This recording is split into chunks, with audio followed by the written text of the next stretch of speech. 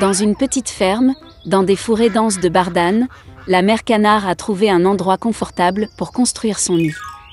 Elle a attendu que les poussins éclosent. Un matin ensoleillé, les coquilles d'œufs crépitaient et de minuscules canetons pelucheux étaient nés. Il ne restait qu'un seul œuf, le plus gros qui ne voulait pas se fissurer. Le canard a commencé à s'inquiéter que quelque chose n'allait pas avec lui. Elle se rassit sur l'œuf et décida d'attendre encore un peu. La maman canard a donné toute la chaleur qu'elle pouvait.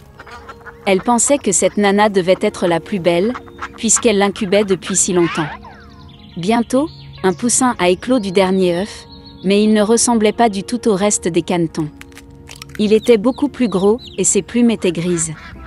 La maman canard était bouleversée de voir un fils aussi laid. Mais elle espérait qu'un jour il deviendrait comme ses camarades. Le reste des canetons se moqua de lui.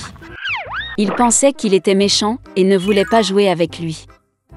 Le lendemain matin, la mère canard est allée avec ses enfants au lac. À sa grande surprise, le vilain petit canard a nagé aussi bien que d'autres. Le canard a ensuite amené ses petits au poulailler pour les présenter à la société. Elle a parlé aux canetons des règles de comportement avec les habitants locaux. Le canard a présenté sa couvée au plus noble Drac Gras, mais il a attaqué le vilain petit canard, et elle a été forcée de protéger son poussin raté. Fat Drac a ordonné de chasser le monstre de la cour. Mère a assuré qu'il grandirait et deviendrait comme les autres canetons. Incapable de résister aux brimades et à l'humiliation, le vilain petit canard a quitté le poulailler. À la recherche d'un endroit plus sûr, il est tombé sur un magnifique lac, sur lequel il n'y avait personne. Et le canard a décidé de rester ici pour vivre. Le temps a passé. Malgré sa solitude, le vilain petit canard était heureux que personne ne l'offense. Et puis un jour, un bel oiseau blanc avec un long cou s'est envolé vers son lac. Le vilain petit canard ne savait pas de quel genre d'oiseau il s'agissait, mais il le regarda avec admiration. Il l'aimait de tout son cœur. Comme un canard aimerait être comme ce bel oiseau blanc. L'hiver est arrivé, et il a commencé à neiger. Le vilain petit canard a vu de la neige blanche pour la première fois. Il était ravi de ce spectacle. Mais en raison du fait que l'hiver était très neigeux, il était très difficile pour le canard de trouver de la nourriture. Il a dû se promener dans le quartier à la recherche de nourriture. Il était froid et fatigué. Alors le vilain petit canard est arrivé chez le fermier. Quand le paysan a vu un poussin maigre et malheureux, il s'est senti désolé pour lui. Le fermier a décidé qu'il garderait le canard avec lui jusqu'à ce qu'il soit engraissé et mûr. Le printemps est arrivé. Le propriétaire a bien pris soin du poussin, et il a beaucoup grandi.